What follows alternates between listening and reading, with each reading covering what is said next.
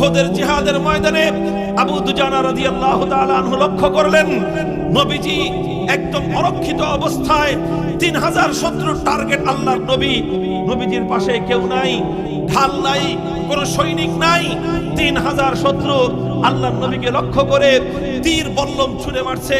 এই অবস্থায় আমি আমার নবীকে কিভাবে রক্ষা করব?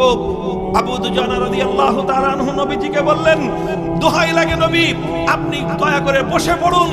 নবীজিকে বসিয়ে হযরত আবু দুজানা রাদিয়াল্লাহু তাআলা আনহু নবীজির উপর উপুড় হয়ে পড়ে গেলেন।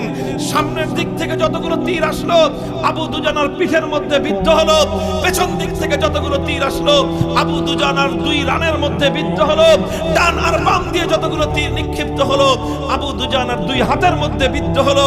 আল্লাহর নবীকে এমন ভাবে রাখলেন, মুরগির মা যেমন তার ছোট্ট একটা বাচ্চাকে দুই ডানার মধ্যে আশ্রয় দিয়ে নিজের সমস্ত ঝুঁকিগুলোকে নিজের উপর বহন করে নিজের বাচ্চাকে যেভাবে রক্ষা করে, আবু দুজানা রাদিয়াল্লাহু তাআলা আনহু প্রাণের নবীকে এভাবে রক্ষা করতে করতে সমস্ত তীর আর বল্লমের আঘাতগুলো বরদাস্ত করতে করতে ওখানে শাহাদাতের মৃত্যুকে আলিঙ্গন করেছেন, জীবন দিয়েছেন, নবীর শরীরে একটা তীরের আঘাত লাগতে দেন নাই। সাহাবায়ে কেরাম আল্লাহর পয়গম্বরের ছোট্ট ছোট্ট এক একটা কথা পালন করার জন্য, নবীজির